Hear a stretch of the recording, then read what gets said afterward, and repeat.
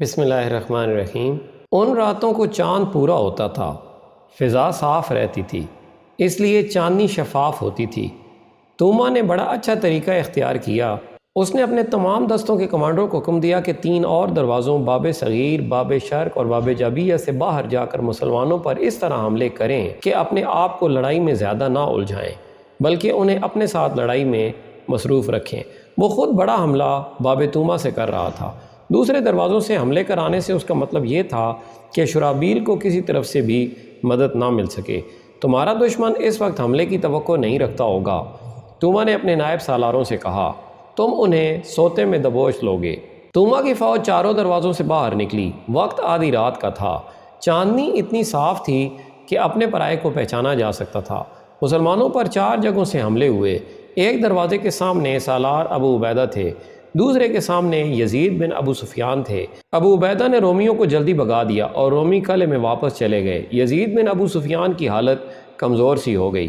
رومیوں نے ان پر بڑا ہی شدید حملہ بولا تھا۔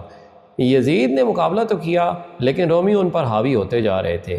زرار بن الازور مدد دینے کے کام پر مامور تھے۔ انہیں پتہ چلا کہ یزید کو مدد کی ضرورت ہے، تو وہ 2000 سوار اور پیادہ مجاہدین کے ساتھ یزید کے پاس پہنچ گئے۔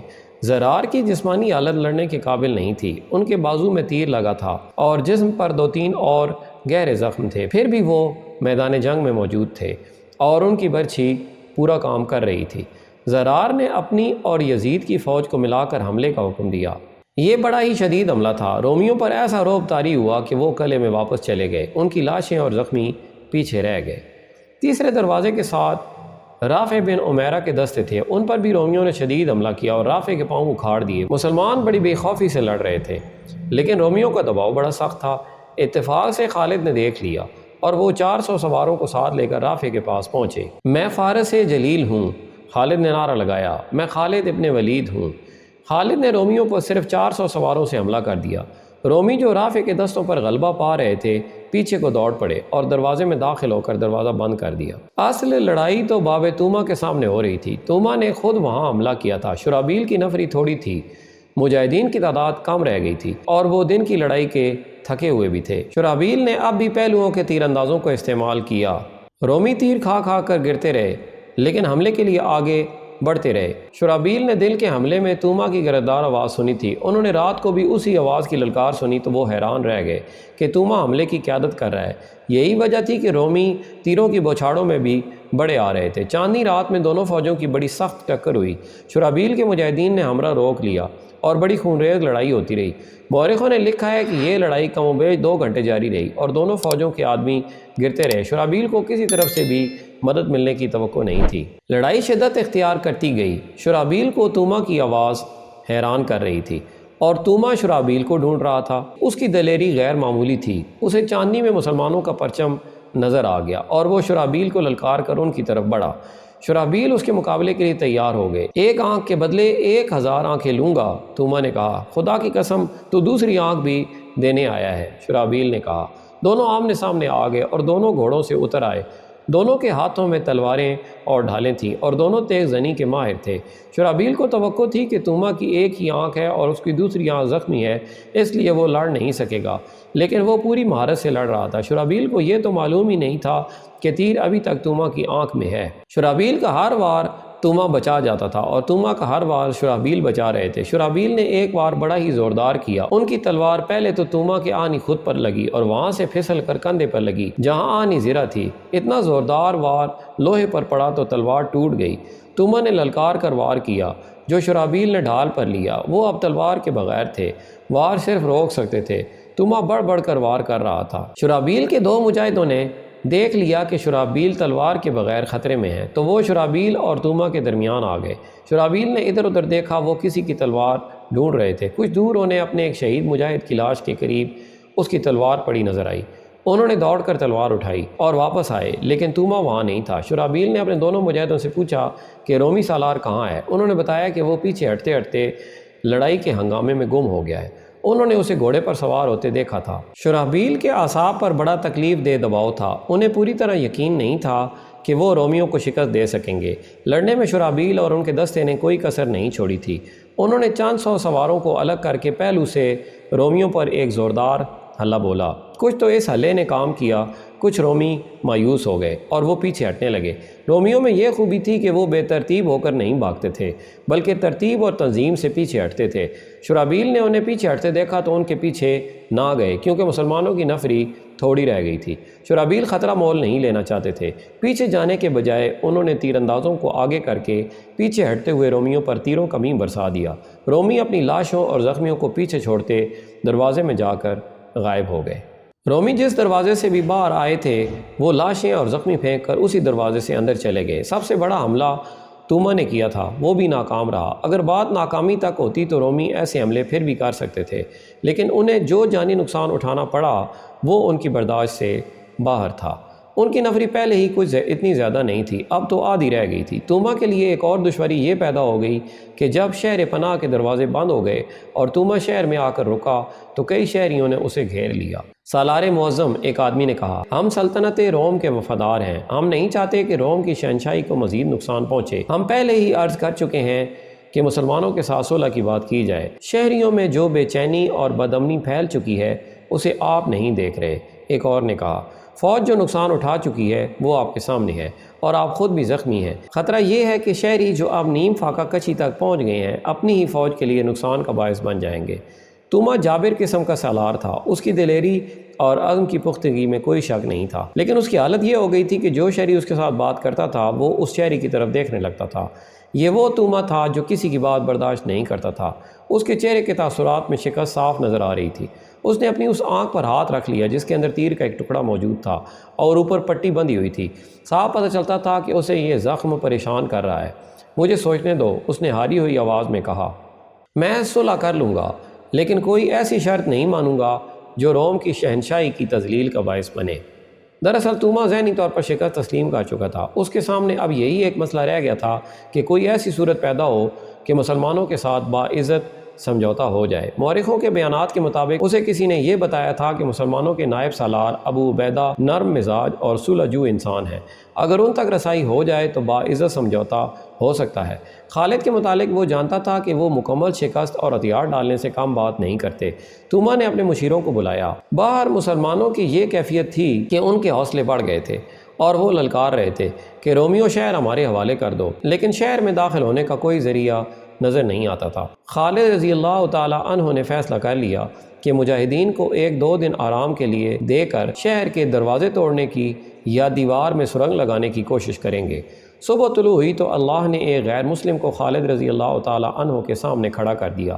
یہ ایک یونانی تھا جس کا نام یونس ابن مرکز تھا۔ وہ رات کے وقت جب رومی اندر بیٹھے اپنے زخم چاٹ رہے تھے شہر کی دیوار سے ایک رسے کے ذریعے اترا تھا۔ اس نے کہا کہ وہ ایک لڑکی کو حاصل کرنے کے لیے اپنی جان کا خطرہ مول لے کر آیا ہے۔ یہ لڑکی بھی یونانی تھی اور یہ 18 ستمبر 634 عیسوی 19 رجب 13 ہجری کا واقعہ ہے۔ خالد رضی اللہ تعالی عنہ کو بتایا گیا کہ قلعے کے اندر سے ایک آدمی آیا ہے جو اپنا نام یونس ابن مرکز بتاتا ہے۔ وہ قلعے سے نہیں آیا۔ خالد نے کہا، اگر قلعے کے اندر سے ہی آیا ہے تو صاف نیت سے نہیں آیا، اگر باہر سے آیا ہے تو بھی اس کی نیت ٹھیک نہیں ہو سکتی۔ وہ رومیوں کا جاسوس ہوگا، اسے میرے پاس بھیج دو۔ وہ ایک جوان سال آدمی تھا، خوبرو اور پھرتیلا تھا۔ خالد کے 2 محافظوں نے اس کی تلاشی لی۔ اس نے کمر بند میں ایک خنجر اڑسا ہوا تھا جو اس نے چھپا کر نہیں رکھا تھا۔ یہ اس سے لے کر اسے خالد رضی اللہ تعالی عنہ کے خیمے میں بھیج دیا گیا۔ خالد نے اسے سر سے پاؤں تک دیکھا، پھر اس پر نظریں جما دیں۔ سالار اعلیٰ مجھے شاکی نگاہوں سے دیکھ سکتے ہیں، اس جوان سال آدمی نے کہا۔ میں آپ کے دشمن کے قلعے سے آیا ہوں، آپ کو مجھ پر شک کرنا چاہیے۔ میرا نام یونس ابن مرکز ہے اور میں یونانی ہوں۔ آپ کی اور رومیوں کی جنگ کے ساتھ مجھے کوئی دلچسپی نہیں۔ یونان کے جوان، خالد نے کہا، کیا یہ بہتر نہیں ہوگا کہ اپنے آنے کا مقصد فوراً بتا دو؟ مقصد میرا ذاتی ہے، یونس ابن مرکز نے کہا۔ اگر آپ یہ پورا کر دیں تو میں آپ کی مدد کر سکتا ہوں۔ تو میری کیا مدد کر سکتا ہے؟ میں آپ کو قلعے کے اندر پہنچا سکتا ہوں، یونس ابن مرکز نے کہا۔ پھر دمشق آپ کا ہوگا۔ تو قلعے سے نکلا کیسے؟ خالد نے کہا، میں کیسے یقین کروں کہ تو جھوٹ نہیں بول رہا؟ میں باب الشرق کے قریب فصیل سے رسہ لٹکا کر اترا ہوں، یونس ابن مرکز نے کہا۔ میرے آنے کا مقصد بھی سن لیں سالار اعلیٰ۔ دمشق میں یونانیوں کے 3-4 خاندان آباد ہیں۔ ایک یونانی لڑکی کے ساتھ میری محبت ہے۔ میں آپ کو بتا نہیں سکتا کہ ہم دونوں ایک دوسرے کو کس طرح چاہتے ہیں۔ آپ کی فوج نے دمشق کا محاصرہ کیا تو اس سے تھوڑی ہی دیر پہلے اس لڑکی کے ساتھ میری شادی ہو گئی۔ اتنے میں شہر میں شور اٹھا کہ مسلمانوں نے شہر کا محاصرہ کر لیا ہے۔ لڑکی کے والدین نے لڑکی کو میرے حوالے کرنے سے انکار کر دیا، کہتے ہیں کہ محاصرہ ٹوٹ جانے کے بعد لڑکی کو میرے حوالے کریں گے۔ سالار اعلیٰ، میں محبت کے ہاتھوں اتنا مجبور ہوں کہ انتظار نہیں کر سکتا۔ دراصل لڑکی کی ماں کی نیت ٹھیک نہیں، وہ اپنی بیٹی کی شادی ایک بڑے ہی مالدار تاجر کے ساتھ کرنا چاہتی تھی، لیکن اس کی بیٹی نے میری محبت کی خاطر اسے مجبور کر دیا کہ اس کی شادی میرے ساتھ کر دے۔ آپ کی فوج نے شہر کو محاصرے میں لے لیا تو اسے بہانہ مل گیا۔ اس نے کہا کہ ہر کوئی شہر کے دفاع میں لگا ہوا ہے، اچھا نہیں لگتا کہ تم دونوں شادی کی تقریب مناؤ، لیکن میں کیا کر سکتا ہوں؟ خالد نے کہا، کیا میں یہاں محبت کی داستانیں سننے آیا ہوں؟ تو وہ بات فوراً کیوں نہیں کہہ دیتا جو کہنے آیا ہے؟ اگر تو کسی اور نیت سے آیا ہے تو یہاں سے زندہ کس طرح جائے گا؟ ابن ولید، یونس ابن مرکز نے لے کر کہا، کون ہے جو تیرے خیمے میں بری نیت سے آنے کی جرت کر سکتا ہے، جس نے سلطنت روم جیسی عظیم اور جابر سلطنت کو بنیادوں تک ہلا ڈالا ہے؟ اسے مجھ جیسے معمولی آدمی سے نہیں ڈرنا چاہیے، اور یہ بھی سوچ کہ میں رومی نہیں یونانی ہوں، مجھے صرف اپنی بیوی چاہیے اور تجھے دمشق چاہیے۔ راز کی بات یہ ہے کہ 3-4 دن لڑائی نہیں ہوگی۔ کیوں نہیں ہوگی؟ دمشق کا سالار توما زخمی ہے، یونس ابن مرکز نے کہا، لیکن لڑائی نہ ہونے کی وجہ یہ نہیں، ایک وجہ یہ بھی ہے کہ شہر کے لوگ سالار توما کے پیچھے پڑے ہوئے ہیں کہ وہ مسلمانوں کے ساتھ جنگ بندی اور صلح کی بات کرے۔ شہر میں اناج کی قلت قید کی حد تک پہنچ چکی ہے، اور سب سے بڑی وجہ لڑائی نہ ہونے کی یہ ہے کہ کل رات دمشق کے لوگوں کا ایک جشن ہے جس میں روم کی فوج بھی شریک ہوگی، کسی کو کسی کی ہوش نہیں ہوگی۔ میں آپ کی یہ مدد کروں گا کہ فصیل پر کمند پھینکنے کی موزوں جگہ بتا دوں گا، آپ کے چند ایک آدمی فصیل پر چڑھ آئیں اور اندر سے ایک دروازہ کھول دیں، پھر آپ کی فوج شہر میں داخل ہو جائے۔ بعض مورخوں نے لکھا ہے کہ اہل دمشق اپنا کوئی سالانہ جشن منا رہے تھے۔ ایسے جشن میں وہ اتنی زیادہ شراب پیتے اور رنگرلیوں میں ایسے مگن ہوتے تھے کہ انہیں اپنے پرائے کی ہوش نہیں رہتی تھی، اور فوج بھی اس میں شریک ہوتی تھی۔ لیکن اب ایسے محاصرے کی حالت میں دمشق والوں کا ایسا جشن منانا کہ وہ اپنے ہوش و حواس بھی کھو بیٹھیں، قابل یقین نہیں لگتا تھا۔ دمشق کے اندر کی حالت بیان کی جا چکی ہے، وہاں تو قید اور خوف و ہراس کی کیفیت تھی۔ روم کی فوج کی بے شمار نفری ماری جا چکی تھی، لاشیں باہر گل سڑ رہی تھیں اور زخمی اندر کرا رہے تھے۔ ان حالات میں جشن کو تسلیم نہیں کیا جا سکتا تھا۔ ایک یورپی مورخ ہینری اسمتھ نے اس واقعے کو جس طرح بیان کیا ہے وہ حقیقی لگتا ہے۔ اس نے شام سے رومیوں کی پسپائی کے بیان میں لکھا ہے کہ دمشق کے محاصرے میں رومیوں کی حالت اتنی بری ہو گئی تھی کہ وہ ہتھیار ڈالنے پر آ گئے تھے۔ ان کے مذہبی پیشواؤں نے رومی سالار توما سے کہا تھا کہ ان سے خدا ناراض ہے۔ خدا کو راضی کرنے کے لیے مذہبی قسم کے جشن کا اہتمام کیا گیا تھا۔ دمشق میں دوسرے عقیدوں کے لوگ بھی تھے جو اپنے اپنے انداز میں مذہبی تقریب منعقد کر رہے تھے۔ چونکہ یہ مذہب کا اور فتح کے لیے دعا کا معاملہ تھا، اس لیے اس میں ہر کسی کی شرکت لازمی تھی، فوج کو بھی اس میں شریک ہونا تھا۔ اس یورپی مورخ نے یہ بھی لکھا ہے کہ ایسا کوئی خطرہ نہیں تھا کہ مسلمان قلعے پر چڑھائی کر دیں گے، یہ کوئی آسان کام نہیں تھا۔ مسلمانوں کی اپنی حالت بھی ایسی مضبوط نہیں تھی کہ وہ حلے بول دیتے۔ یہ تو خالد رضی اللہ تعالی عنہ کا عزم تھا، اور انہیں اپنے تمام سالاروں کا بھرپور تعاون حاصل تھا کہ دمشق کو چند دنوں میں سر کرنا ہے۔ یونس ابن مرکز کے متعلق تمام مورخ متفق ہیں۔ اس نے خالد کو قائل کر لیا کہ وہ انہیں قلعے میں داخل کر دے گا، اور اس کے عوض وہ صرف یہ چاہتا ہے کہ اس کی بیوی اسے دلا دی جائے۔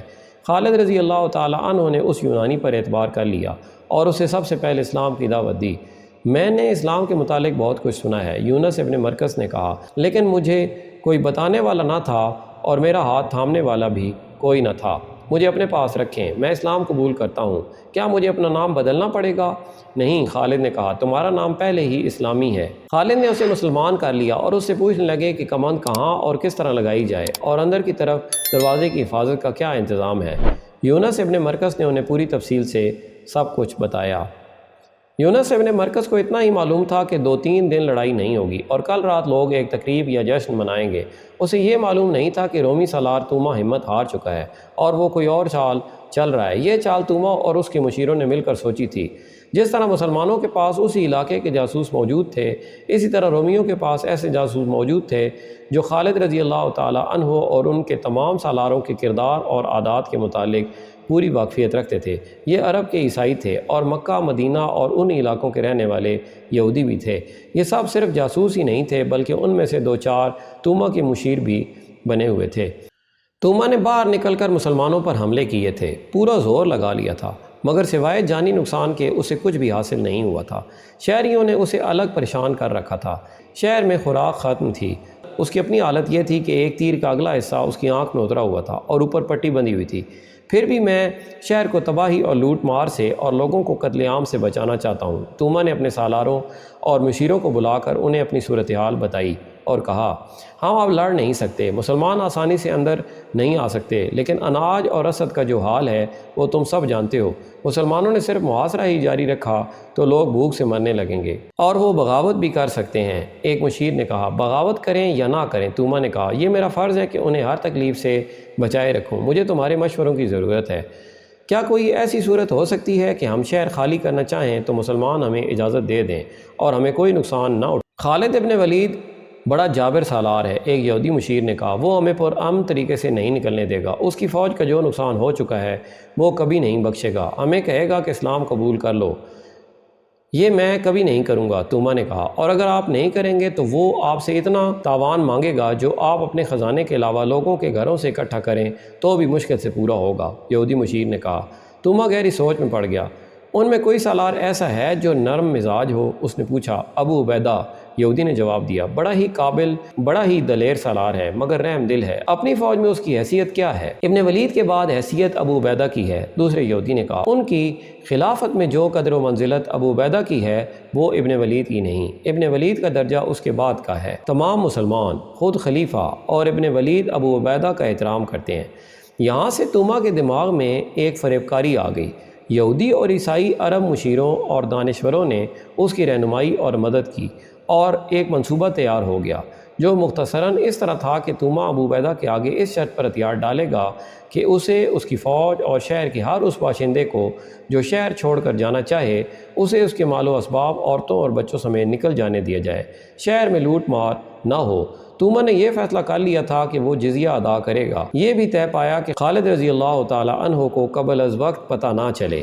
یہ منصوبہ اس بنیاد پر بنایا گیا تھا کہ ابو عبیدہ شہر کے اس دروازے باب جابیہ کے سامنے اپنے دستوں کے ساتھ تھے جو اس دروازے باب الشرق کے بالمقابل تھا۔ دونوں دروازوں کے درمیان پورا شہر حائل تھا اور فاصلہ 1 میل سے کچھ زیادہ تھا۔ توما آسانی سے اپنا ایلچی ابو عبیدہ کے پاس بھیج سکتا تھا۔ توما نے یہ کانفرنس اس رات سے 2-3 راتیں پہلے منعقد کی تھی جس رات یونس ابن مرکز خالد کے پاس آیا تھا۔ اگلی رات کا واقعہ ہے۔ خالد کاکا اور ایک بڑے بہادر مجاہد مذعور بن ادی شہر پناہ کے دروازے باب الشرق سے کچھ دور کھڑے تھے۔ ان کے ہاتھوں میں رسے تھے۔ دیوار کے ساتھ لگے 100 مجاہدین کھڑے تھے۔ یہ سارے لشکر میں سے چنے ہوئے نڈر اور ذہین مجاہدین تھے۔ یونس ابن مرکز خالد رضی اللہ تعالی عنہ کے ساتھ تھا۔ اسی نے خالد رضی اللہ تعالی عنہ کو یہ جگہ بتائی تھی۔ وہ رسے کے ذریعے یہاں سے اترا تھا۔ خالد اپنی زندگی کا بہت بڑا خطرہ مول لے رہے تھے۔ وہ سپہ سالار تھے، انہیں اوپر نہیں جانا چاہیے تھا، پکڑے جانے کا امکان تھا، مارے جانے کا خطرہ تھا، لیکن اس خطرے میں وہ کسی اور کو نہیں ڈالنا چاہتے تھے۔ انہیں اعتماد تھا کہ ان کے نہ ہونے سے مجاہدین میں بددلی نہیں پھیلے گی اور ابو عبیدہ ان کی جگہ لے لیں گے۔ یہ فیصلہ پہلے ہی ہو چکا تھا کہ خالد رضی اللہ تعالی عنہ کی غیر حاضری میں سالار اعلیٰ ابو عبیدہ ہوں گے۔ خالد نے اپنے ہاتھ سے کمند اوپر پھینکی۔ دیوار کی بلندی 13-14 گز تھی۔ کمند دیوار کے اوپر اٹک گئی۔ انہوں نے کچھ دیر انتظار کیا۔ دیوار پر کوئی حرکت نہ ہوئی، جس کا مطلب یہ تھا کہ اوپر کوئی نہیں۔ اگر کوئی تھا بھی تو اسے پتہ نہیں چلا تھا کہ دیوار پر کمند پھینکی گئی ہے۔ خالد نے اپنے آپ کو مزید خطرے میں یوں ڈالا کہ سب سے پہلے خود کمند کے ذریعے اوپر گئے۔ ان کے پیچھے کاکا اور مذعور اوپر گئے۔ اوپر کوئی بھی نہیں تھا۔ دیوار کا یہ حصہ شہر سے کچھ دور تھا۔ شہر کی آوازوں سے پتہ چلتا تھا کہ لوگ جاگ رہے ہیں اور کسی تقریب میں مصروف ہیں۔ خالد کو یقین آ گیا کہ یونس ابن مرکز انہیں دھوکہ نہیں دے رہا۔ انہوں نے دیوار یعنی شہر کی فصیل کے ساتھ 2-3-4 رسے باندھ کر نیچے لٹکا دیے جو وہ اسی مقصد کے لیے ساتھ لے گئے تھے۔ ان کے 100 مجاہدین میں سے 50 ان رسوں سے اوپر چلے گئے۔ یونس ابن مرکز بھی ان کے ساتھ گیا۔ وہ خالد رضی اللہ تعالی عنہ کا گائیڈ تھا۔ خالد نے ان جانبازوں میں سے کچھ کو اس کام کے لیے دیوار پر بٹھا دیا کہ رومی فوج کے آدمی اگر اوپر آ جائیں تو انہیں ختم کر دیں، لیکن خاموشی سے، تاکہ شہر میں کسی کو پتہ نہ چلے۔ ہر کام خاموشی سے کرنا تھا۔ خالد رضی اللہ تعالی عنہ نے کاکا اور مذعور کو اپنے ساتھ رکھا اور 50 جانبازوں میں سے باقی کو اپنے ساتھ فصیل سے اتار کر لے گئے۔ جو ہی وہ دیوار سے اترے انہیں کسی کی باتیں سنائی دیں۔ رومی سپاہی یونس ابن مرکز نے خالد کے کان میں سرگوشی کی، میں ان کی زبان سمجھتا ہوں، انہیں ان کی زبان میں رعب سے کہو کہ جلدی چلو۔ خالد نے یونس ابن مرکز سے کہا اور اپنے جانبازوں سے کہا تلواریں نکال لو اور اتنی تیزی سے وار کرنے ہیں کہ رومیوں کو منہ سے کوئی آواز نکالنے کی مہلت نہ ملے۔ یونس نے فوجی افسروں کی طرح بڑے رعب سے رومی سپاہیوں کو بلایا۔ ان کے آنے تک خالد کے جانباز گھیرے کی ترتیب میں ہو گئے۔ رومی سپاہی کم و بیش 40 تھے۔ وہ دوڑے آئے۔ رات کا وقت تھا۔ چاند آدھی رات کے لگ بھگ افق سے اٹھتا تھا۔ جب رومی سپاہی آ رہے تھے اس وقت چاند شہر کی فصیل سے اوپر آ گیا تھا۔ رومی سپاہی خالد کے جانبازوں کو اپنے آدمی سمجھے ہوں گے۔ وہ قریب آئے تو مسلمان جانباز تلواروں سے ان پر ٹوٹ پڑے۔ ان میں سے 7-8 نے تلواریں نکالیں اور مقابلے کی کوشش کی لیکن مارے گئے، مگر خاموشی ٹوٹ گئی۔ 2-3 رومی سپاہیوں نے زخمی ہوتے ہی بڑی اونچی آوازوں میں شور بپا کیا کہ مسلمان قلعے میں داخل ہو گئے، اب دروازہ فوراً کھلنا چاہیے۔ خالد نے کہا رومی فوج کو آنے میں زیادہ وقت نہیں لگے گا، میرے پیچھے آؤ۔ جہاں دروازہ تھا وہاں ڈیوڑی تھی۔ خالد اپنے جانبازوں سے آگے تھے۔ وہ دوڑتے ہوئے دروازے والی ڈیوڑی میں گئے۔ وہاں صرف 2 رومی سپاہی تھے جن کے ہاتھوں میں برچیاں تھیں۔ وہ شور سن چکے تھے اس لیے مقابلے کے لیے تیار تھے، لیکن خالد نے انہیں مقابلے کی زیادہ مہلت نہ دی۔ ایک کو خالد نے اور دوسرے کو کاکا نے مار ڈالا۔ دروازہ کھولو، خالد نے حکم دیا، اور زیادہ آدمی باہر تیار رہو، رومی آ رہے ہیں۔ دروازے کے اندر کی طرف بڑے وزنی تارے لگے ہوئے تھے اور بڑی زنجیریں باندھ کر دروازے کو مستحکم کیا ہوا تھا۔ بڑی مشکل سے تالے توڑے گئے اور زنجیریں بھی اتاری گئیں۔ خالد دروازہ کھول کر باہر نکلے۔ ان کے باقی 50 جانباز باہر کھڑے تھے۔ خالد نے انہیں اندر بلا لیا اور کہا کہ وہ دروازے کے باہر پھیل کر مقابلے کے لیے تیار رہیں، رومی فوج آ رہی ہے۔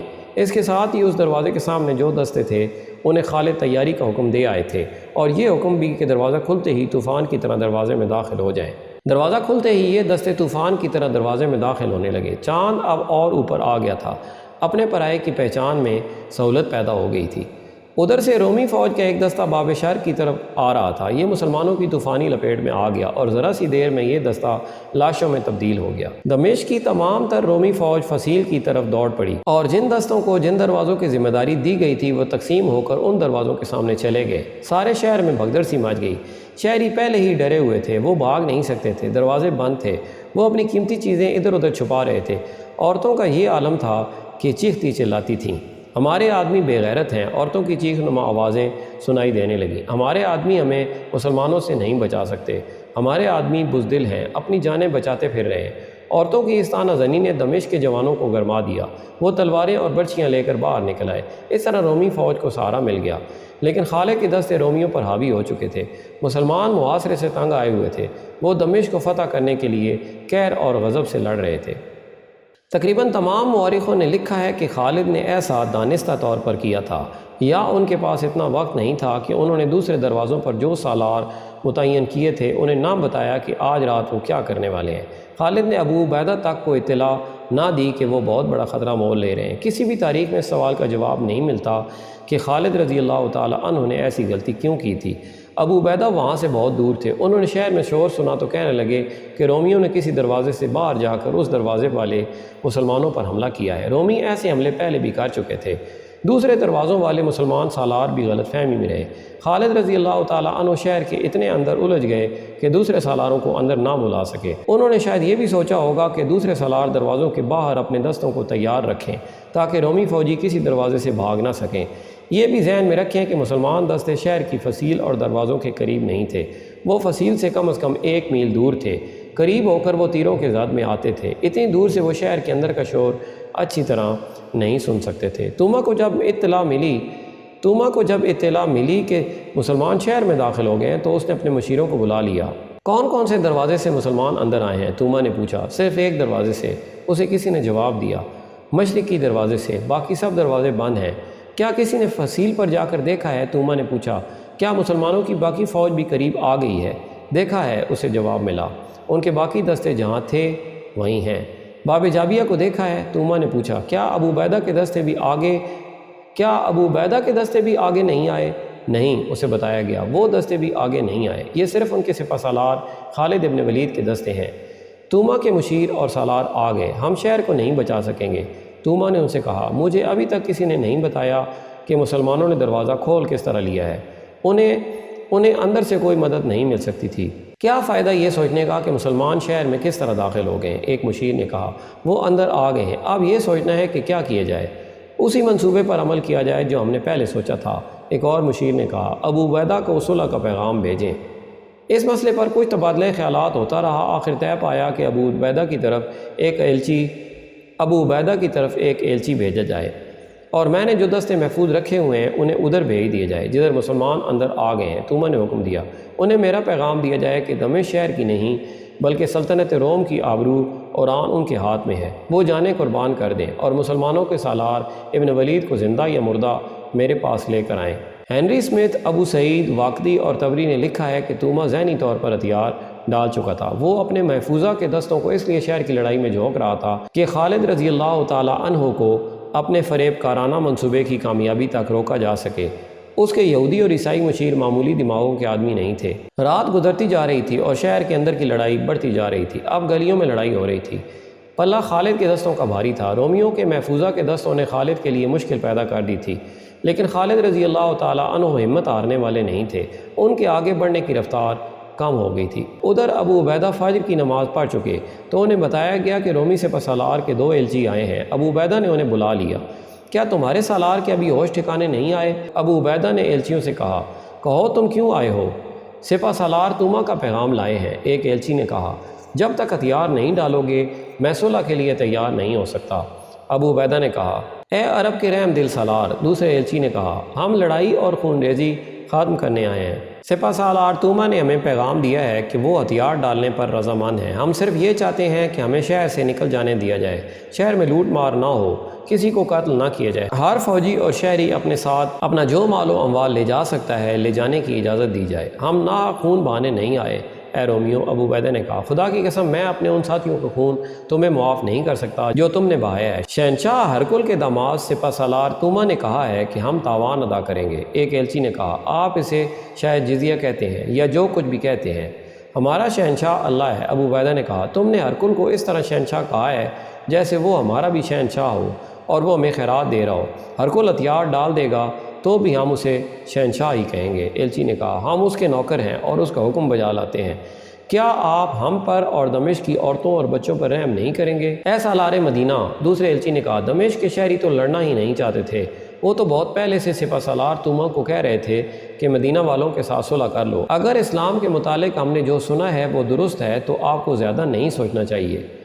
خدا کی قسم، ابو عبیدہ نے کہا، تم میرے سپہ سالار خالد بن ولید کے پاس جاتے تو وہ بھی وہی کہتا جو میں کہوں گا۔ ہمارے آگے جو جھک جاتا ہے اور ہم سے جو صلح کی بھیک مانگتا ہے اسے ہم بخش دیتے ہیں کہ اسلام کا حکم یہی ہے، اور اگر کوئی آخر دم تک لڑے اور ہم بزور شمشیر اس سے ہتھیار ڈلوا لیں تو پھر ہم اسے رحم کے قابل نہیں سمجھتے۔ اس وقت خالد رضی اللہ تعالیٰ عنہ شہر کے مشرقی حصے میں لڑ رہے تھے، اور وہ رومی فوجیوں کا اور ان شہری جوانوں کا جو اپنی فوج کے دوش بدوش لڑ رہے تھے صفایا کرتے چلے جا رہے تھے۔ رومیوں کی فوج دوسرے دروازوں کے آگے بھی چلی گئی تھی۔ اس طرح یہ فوج تقسیم ہو کر کمزور ہو گئی تھی۔ اس سے خالد رضی اللہ تعالیٰ عنہ نے بہت فائدہ اٹھایا۔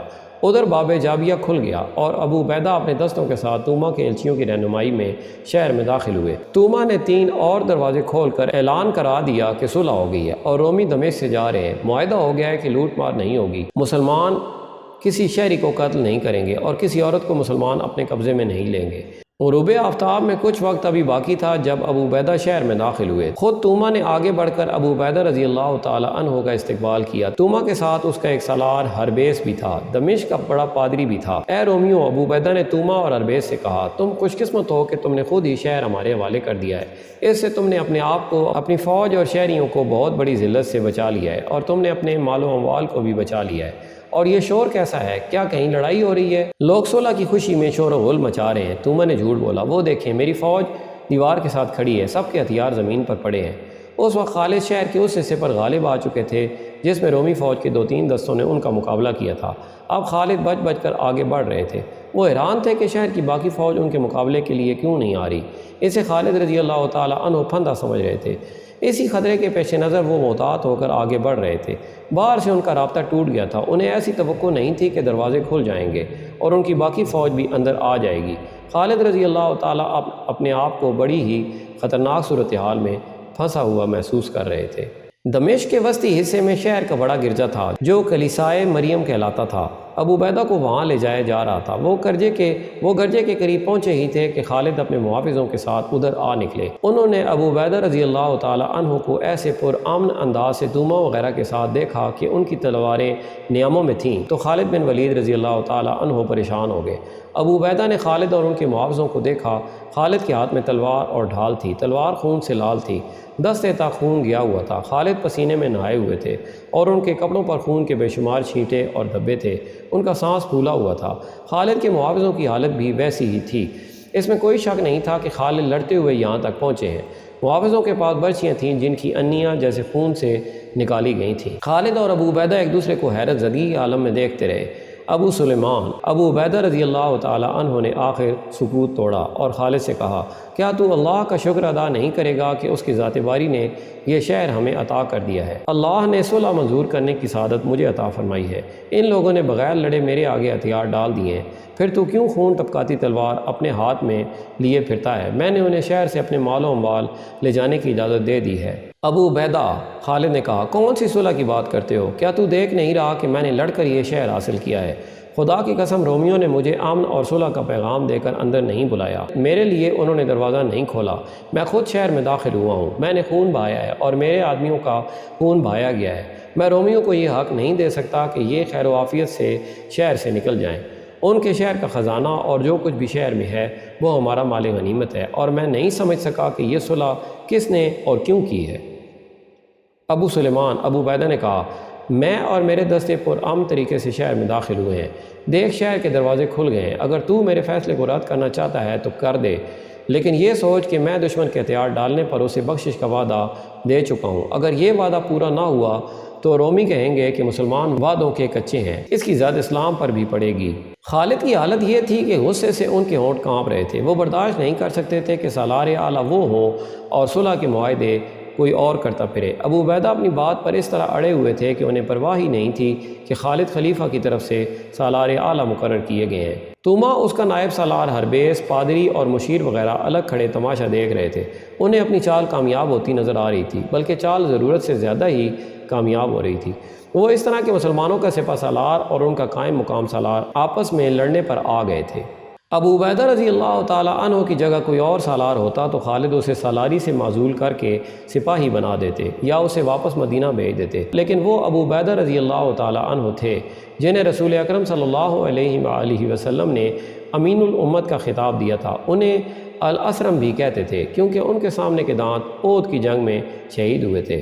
مشہور مورخ ابن قتیبہ اور واقدی نے لکھا ہے کہ رسول اللہ صلی اللہ علیہ وآلہ وسلم کو ابو عبیدہ سے خاص محبت تھی۔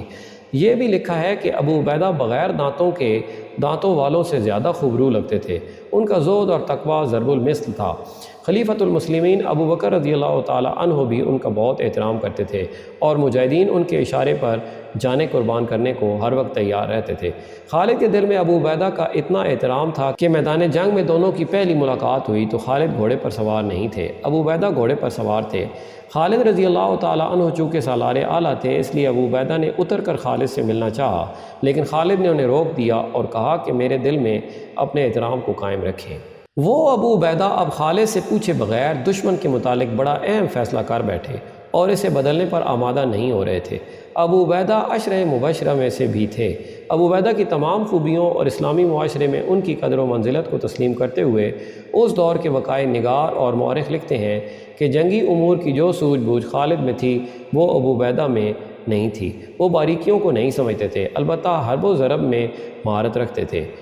میں تجھے امیر مانتا ہوں ابو سلیمان، ابو عبیدہ نے کہا، لیکن یہ سوچ کہ میں اپنے دستوں کے ساتھ پرامن طریقے سے شہر میں لایا گیا ہوں۔ ابن الجراح خالد نے کہا، آ تجھے دکھاؤں کہ میں کس طرح شہر میں داخل ہوا ہوں اور رات سے اب تک مجھے کیسی لڑائی لڑنی پڑی ہے۔ ان رومیوں نے دیکھا کہ یہ لڑ نہیں سکتے اور میں شہر کی اینٹ سے اینٹ بجا دوں گا تو یہ تیرے پاس جا پہنچ، میں انہیں معاف نہیں کروں گا۔ ابو سلیمان ابو عبیدہ نے دبدبے سے کہا، کیا تو اللہ سے نہیں ڈرتا؟ میں نے انہیں اپنی پناہ میں لے لیا ہے، ان سے حفاظت کا وعدہ کر چکا ہوں۔ لیکن خالد ابو عبیدہ رضی اللہ تعالیٰ عنہ کی بات ماننے پر آمادہ نہیں تھے۔ ابو سلیمان ابو عبیدہ نے افسوس کے لہجے میں کہا، میں نے جب ان کی شرطیں سن کر انہیں حفاظت کا وعدہ دیا تھا اس وقت مجھے گمان تک نہ ہوا تھا کہ تو میرے فیصلے پر اعتراض کرے گا۔ میں یہ بھی نہیں جانتا تھا کہ تو لڑ رہا ہے۔ میں نے اپنے اللہ اور رسول کریم صلی اللہ علیہ وآلہ وسلم کے احکام کے مطابق اور انہی کے نام پر رومیوں کو بخش دیا ہے۔ سمجھ لے ابو سلیمان، میری بات سمجھ لے، مجھے بد عہدی کا ارتکاب نہ کرنے دے۔ دونوں کے درمیان بحث چلتی رہی۔ خالد کے محافظوں کو بھی غصہ آ گیا۔ وہ تلواریں سوت کر توما اور اس کے ساتھیوں پر جھپٹے۔ وہ انہیں قتل کر دینا چاہتے تھے۔ انہیں کسی طرح شک ہو گیا تھا کہ یہ رومیوں کی چال ہے جو دو سالاروں کو لڑا رہی ہے۔ محافظوں نے توما وغیرہ پر حلہ بولا تو ابو عبیدہ دوڑ کر ان کے آگے ہو گئے۔ خبردار، ابو عبیدہ نے کہا، پہلے کچھ فیصلہ ہونے دو، یہ ابھی میری پناہ میں ہے اور تمہیں جب تک حکم نہیں ملتا تم کوئی حرکت نہیں کر سکتے۔ خالد نے ابو عبیدہ کے اس حکم کو بھی برداشت کیا۔ خالد کی موجودگی میں ابو عبیدہ کو کوئی حکم نہیں دے سکتے تھے۔ یہ صورتحال مسلمانوں کے لیے اچھی نہیں تھی۔ ایک غلطی تو خالد سے ہوئی تھی کہ کمند پھینک کر شہر میں داخل ہونے جیسا خطرناک کام کر رہے تھے، مگر ابو عبیدہ کو اطلاع نہ دی، حالانکہ وہ خالد کے قائم مقام سالار تھے۔ خالد نے تو ان سالاروں میں سے بھی کسی کو نہ بتایا جو شہر کے دوسرے دروازوں کے سامنے اپنے دستوں کے ساتھ موجود تھے۔ اس کے بعد غلطی ابو عبیدہ کی تھی جنہوں نے وہ فیصلہ کیا جو صرف سالار اعلیٰ کو کرنا چاہیے تھا۔ خالد اور ابو عبیدہ کے درمیان یہ جھگڑا ان کی انا کا مسئلہ بن کر کوئی ناگوار صورت اختیار کر سکتا تھا، لیکن یہ اس دور کا واقعہ ہے جب مسلمان آپس کے کسی جھگڑے کو ذاتی مسئلہ نہیں بنایا کرتے تھے اور ان کے حاکم اپنے آپ کو آج کل کے حاکموں کی طرح نہیں سمجھا کرتے تھے۔ خالد نے دوسرے سالاروں کو بلایا۔ اس وقت تک دوسرے دستے بھی شہر میں آ چکے تھے۔ سالار جب خالد رضی اللہ تعالیٰ عنہ کے پاس آئے تو خالد نے اپنا اور ابو عبیدہ کا جھگڑا ان کے آگے کر دیا۔ ابن ولید، سالاروں نے آپس میں بحث مباحثہ کر کے خالد سے کہا، ابو عبیدہ کو ایسا نہیں کرنا چاہیے تھا، لیکن وہ جو فیصلہ کر چکے ہیں ہمیں اسی پر عمل کرنا چاہیے، ورنہ یہ خبر دور دور تک پھیل جائے گی کہ مسلمان دھوکہ باز ہیں، صلح اور عام معافی کا وعدہ کرتے ہیں پھر لوٹ مار اور قتل عام کرتے ہیں۔ ابن ولید، سالار شرحبیل بن حسنہ نے کہا، ہم نے پہلے دیکھا ہے کہ بعض شہر ہمیں مزاحمت کے بغیر مل گئے تھے۔ اس کی وجہ یہ تھی کہ ان شہروں میں ہماری وہاں آمد سے آگے آگے یہ خبر مشہور ہو گئی تھی کہ مسلمانوں کی شرطیں سخت نہیں ہوتیں اور اپنی شرطوں پر قائم رہتے ہیں اور رحم دلی سے ہر کسی سے پیش آتے ہیں۔ ابن ولید، ہمیں اس روایت کو برقرار رکھنا چاہیے، ورنہ پھر کوئی شہر ہمیں آسانی سے نہیں ملے گا۔ خدا کی قسم، خالد نے غصے کو دباتے ہوئے کہا، تم سب نے مجھے مجبور کر دیا ہے۔ رومی سالار توما اور ہربیس ذرا دور کھڑے اپنی قسمت کے فیصلے کا انتظار کر رہے تھے۔ خالد نے ان کی طرف دیکھا تو غصہ پھر تیز ہو گیا۔ میں تم سب کا فیصلہ قبول کرتا ہوں، خالد نے کہا، لیکن ان دونوں رومی سالاروں کو میں نہیں چھوڑوں گا، میں انہیں زندہ رہنے کا حق نہیں دے سکتا۔ تجھ پر اللہ کی رحمت ہو ولید کے بیٹے، ابو عبیدہ نے کہا، انہی دونوں کے ساتھ تو میرا معاہدہ ہوا ہے اور انہی کو میں نے حفاظت کی ضمانت دی ہے۔ میرے فیصلے کو تو نے قبول کر ہی لیا ہے تو ان دونوں کو بھی جانے دے، تیرے عہد نے انہیں میرے ہاتھ سے بچا لیا ہے۔ خالد نے غضبناک آواز میں کہا، لیکن یہ دونوں اللہ کی لعنت سے نہیں بچ سکیں گے۔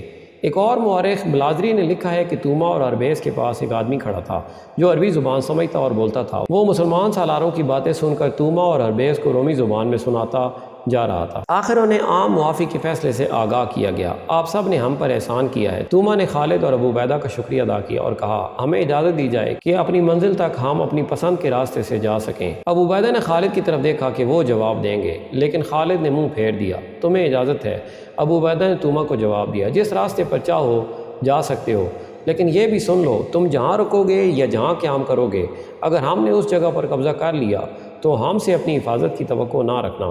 تمہارے ساتھ جو معاہدہ کیا جا رہا ہے یہ صرف اس مقام تک ہے جہاں تم جا رہے ہو، یہ دوستی کا معاہدہ نہیں ہے۔ اگر معاہدہ عارضی ہے تو میری ایک درخواست اور ہے، توما نے کہا، ہمیں 3 دنوں کی مہلت دی جائے کہ ہم اپنی منزل پر پہنچ جائیں۔ 3 دنوں بعد ہم معاہدے کو ختم سمجھیں گے، پھر ہم تمہارے ساتھ جو سلوک کرنا چاہیں گے کریں گے۔ خالد گرج کر بولے، آپ ہمیں قتل کر سکتے ہیں۔ توما نے کہا، ہمیں پکڑ کر اپنا غلام بنا سکتے ہیں، یہ بھی منظور ہے۔ خالد نے کہا، 3 دنوں میں ہی کہیں غائب ہو جانا، وہاں تک چلے جانے کی کوشش کرنا جہاں تک میں نہ پہنچ سکوں۔ اب ایک شرط میری بھی سن لو، تم اپنے ساتھ چند دنوں کے کھانے پینے کا سامان لے جا سکو گے، اس سے زیادہ تم کچھ نہیں لے جا سکو گے، کوئی آدمی ہتھیار لے کر نہیں جائے گا۔ نہیں ابو سلیمان، ابو عبیدہ نے خالد سے کہا، تیری یہ شرطیں اس معاہدے کے خلاف ہیں جو میں ان کے ساتھ کر چکا ہوں۔ یہ اپنا مال و اسباب اور جو کچھ یہ لے جا سکتے ہیں لے جائیں، میں انہیں یہ حق دے چکا ہوں۔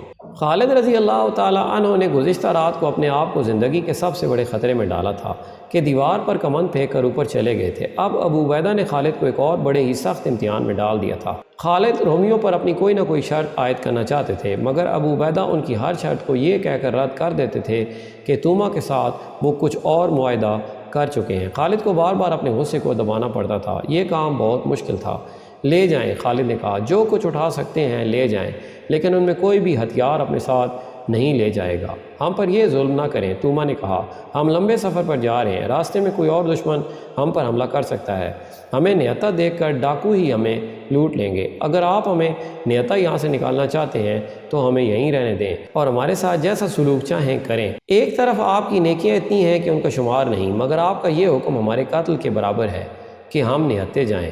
خالد کچھ دیر توما کے منہ کی طرف دیکھتے رہے۔ ان کا چہرہ بتا رہا تھا کہ وہ اپنے اوپر جبر کر رہے ہیں۔ اے رومی سالار، خالد نے کہا، تو خوش قسمت ہے کہ صلح کے لیے تو میرے پاس نہیں آیا۔ میں تجھے ہتھیار اپنے ساتھ لے جانے کی بھی اجازت دے دیتا ہوں، لیکن شرط یہ ہے کہ ہر شخص جس میں تو بھی شامل ہے صرف ایک ہتھیار لے جا سکتا ہے، ایک تلوار یا ایک برچھی یا ایک کمان اور ایک ترکش یا ایک برچھی اور یا ایک خنجر۔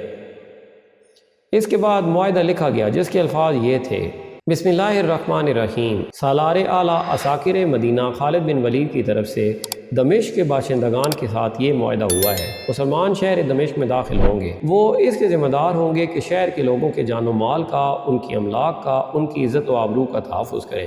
اس میں ان کی عبادتگاہوں اور شہر کی فصیل کا تحفظ بھی شامل ہے۔ انہیں اللہ اور رسول اور تمام تر مومنین اور خلیفۃ المسلمین کی طرف سے ضمانت دی جاتی ہے۔ ان کے ساتھ مسلمان رحم دلی اور ہمدردی کا سلوک اس وقت تک جاری رکھیں گے جب تک اہل دمشق جزیہ دیتے رہیں گے۔ جزیہ کی رقم 1 دینار فی کس مقرر ہوئی اور کچھ مقدار اناج وغیرہ کی مقرر ہوئی جو اہل دمشق نے مسلمانوں کو دینی تھی۔ وہ منظر مجاہدین کے لیے بڑا ہی تکلیف دہ تھا جب رومی فوج دمشق سے روانہ ہوئی۔ جو شہری دمشق میں نہیں رہنا چاہتے تھے وہ فوج کے ساتھ جا رہے تھے۔ ان کی فوج نے شہریوں کو اپنے حصار میں لے رکھا تھا، جیسے مسلمان ان پر ٹوٹ پڑیں گے۔ رومی سپہ سالار توما بھی جا رہا تھا۔ اس کی اس آنکھ پر پٹی بندھی ہوئی تھی جس میں تیر کا ٹکڑا ابھی تک موجود تھا۔ اس کے ساتھ اس کی بیوی تھی جو شہنشاہ روم ہرکل کی بیٹی تھی۔ اس وقت کی وہ بہت ہی حسین اور جوان عورت تھی۔ شاہی مال و اسباب بے شمار گھوڑا گاڑیوں میں جا رہا تھا۔ ظاہر ہے ان گاڑیوں میں خزانہ بھی جا رہا تھا۔ دمشق کے وہ باشندے جنہوں نے دمشق میں رہنا پسند نہیں کیا تھا وہ اپنا مال و متاع گھوڑا گاڑیوں اور ریڑھوں پر لے جا رہے تھے جنہیں خچر کھینچ رہے تھے۔ ان میں منڈی کا مال اور تجارتی سامان بھی جا رہا تھا۔ مورخ بلازری اور واقدی لکھتے ہیں کہ سونے چاندی کے بعد جو بیش قیمت سامان جا رہا تھا وہ بڑے عمدہ زربفت کی 300 سے کچھ زائد گانٹھیں تھیں۔ ایک مورخ نے لکھا ہے کہ یہ ہرکل کی تھیں اور بعد نے لکھا ہے کہ یہ منڈی کا مال تھا۔ لوگ دودھ والے مویشی بھی ساتھ لے جا رہے تھے۔ مختصر یہ کہ دمشق سے تمام مال و دولت جا رہا تھا۔ خالد کے مجاہدین دیکھ رہے تھے، یہ ان کا مال غنیمت تھا جو ان کا جائز حق تھا۔ زیادہ افسوس ان دستوں کے مجاہدین کو ہو رہا تھا جنہوں نے شہر کے اندر جا کر بڑی سخت لڑائی لڑی تھی۔ اس سے بھی زیادہ افسوس ان 100 جانبازوں کو ہو رہا تھا جن میں سے 50 کمندوں سے دیواروں پر گئے تھے اور باقی 50 دروازہ کھلتے ہی سب سے پہلے اندر گئے تھے۔ ان سب نے لڑ کر شہر لیا تھا۔ خالد رضی اللہ تعالیٰ عنہ کا اپنا یہ حال تھا کہ دمشق سے جانے والے مال و اسباب کو دیکھ دیکھ کر غصے سے ان کا چہرہ سرخ ہو گیا تھا۔ انہوں نے اپنے مجاہدین کو دیکھا، ان کے چہروں پر افسردگی اور غصے کے تاثرات صاف نظر آ رہے تھے۔ بعض کے تاثرات تو ایسے تھے جیسے وہ دمشق سے جانے والوں پر حملہ بول دیں گے۔ مورخ واقدی اور ابن قتیبہ نے لکھا ہے کہ خالد کے لیے اپنے غصے پر قابو پانا محال ہو رہا تھا۔ آخر انہوں نے دونوں ہاتھ آگے اور کچھ اوپر کر کے آسمان کی طرف دیکھا اور ذرا اونچی آواز میں کہا، یا اللہ، یہ سامان تو تیرے مجاہدین کا تھا، یہ انہیں دے دے۔ خالد کی جذباتی حالت ٹھیک نہیں تھی۔ سالار محترم، خالد کو اپنے قریب آواز سنائی دی، آپ کو دمشق مبارک ہو۔ خالد نے ادھر دیکھا، وہ یونس ابن مرکز تھا۔ اسے دیکھ کر خالد کو یاد آیا کہ اس شخص نے اس لڑکی کی خاطر دمشق فتح کروا دیا تھا جس کے ساتھ اس کی شادی ہو چکی تھی، لیکن لڑکی کے ماں باپ اسے یونس ابن مرکز کے ساتھ نہیں بھیج رہے تھے۔ ابن مرکز خالد نے کہا، دمشق تجھے مبارک ہو، یہ کارنامہ تیرا ہے، تو نہ ہوتا تو ہم اس شہر میں داخل نہیں ہو سکتے تھے، لیکن میں نے جسے حاصل کرنے کے لیے اپنے آپ کو خطرے میں ڈالا اور یہاں کی بادشاہی ختم کرا دی ہے وہ مجھے نہیں ملی۔ کیا اس کے ماں باپ یہیں ہیں؟ خالد نے پوچھا۔ وہ چلے گئے ہیں، یونس ابن مرکز نے جواب دیا۔ میں لڑکی سے ملا تھا، اسے کہا کہ وہ ماں باپ کو بتائے بغیر میرے ساتھ آ جائے۔ میری محبت اس کی روح میں اتری ہوئی ہے۔ وہ فوراً تیار ہو گئی، لیکن کہنے لگی کہ مسلمان آ گئے ہیں، یہ مجھے اپنے ساتھ لے جائیں گے۔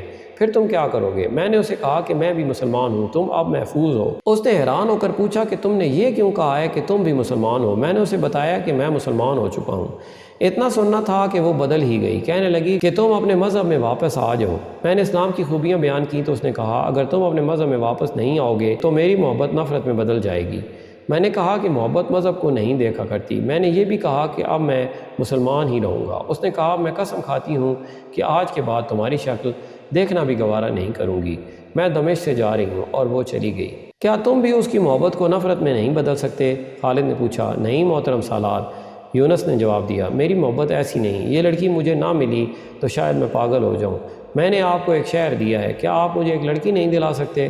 وہ میری بیوی ہے، آپ نے میرے ساتھ وعدہ کیا تھا، آپ چاہیں تو اپنا ایک دستہ بھیج کر لڑکی کو زبردستی لا سکتے ہیں، آپ فاتح ہیں۔ ابن مرکز خالد نے کہا معاہدہ ہو چکا ہے، ہم جانے والوں کا ایک بال بھی ان سے زبردستی نہیں لے سکتے۔ مورخ بلازری نے لکھا ہے کہ یونس عقل اور ذہانت کے لحاظ سے کوئی معمولی آدمی نہیں تھا، خالد اس سے متاثر تھے اور خالد اس کے احسان مند بھی تھے۔ دمشق کی فتح اس یونانی جوان کے بغیر اگر ناممکن نہیں تو بے حد مشکل ضرور تھی۔ خالد کو یہ شخص اس لیے بھی اچھا لگتا تھا کہ اس نے اسلام قبول کر لیا تھا، اور جس لڑکی کی محبت اسے پاگل کیے ہوئے تھی اس کے کہنے پر بھی اس نے اسلام ترک نہیں کیا تھا۔